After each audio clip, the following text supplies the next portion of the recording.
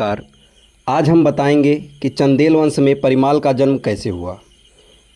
चंदेली नगर में चंद्रवंशी राजा चंद्रब्रह्म राज्य किया करते थे। वे बड़े धर्मात्मा थे। स्वयं चंद्र देवता ने उन्हें पारसमणि प्रदान की थी। पारसमणि लोहे को सोना बनाने में सक्षम होती है।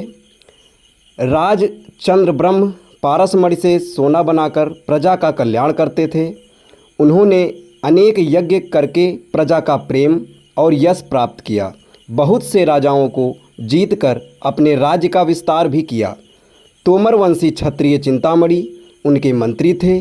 चंद्र ब्रह्म के वंश में ही सूर्य ब्रह्म हुए, जिन्होंने सूर्य कुंड बनवाया।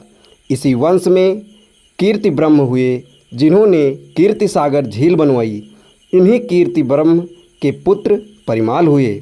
राजा परिमाल ने भी यज्ञ किए तथा ब्राह्मण को पर्याप्त दान दिया।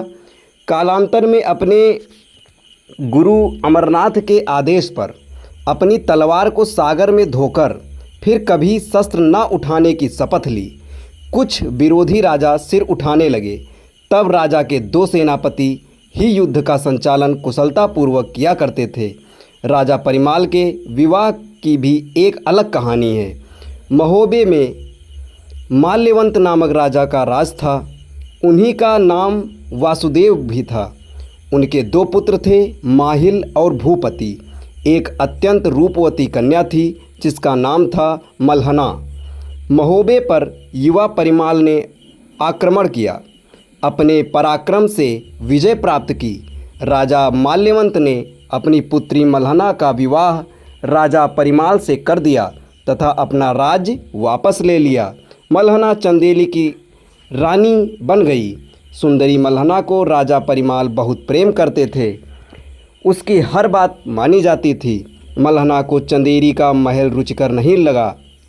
उसने इच्छा व्यक्त की कि वह अपने महोबा के महल में ही रहना चाहती है।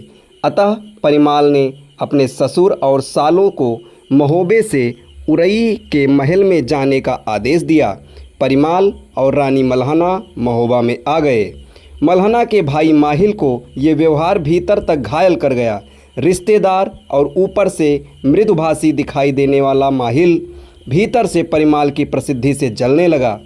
माहिल ने अनुज भूपति को जगनेरी का किला दे दिया और माहिल स्वयं उरई में राज करने लगा। प्रगट में माहिल और भूपति राजा परिमाल की अनुमति से ही सब कार्य करते थे, परंतु माहिल भीतर से सदैव बहन के परिवार से ईर्ष्या रखता था।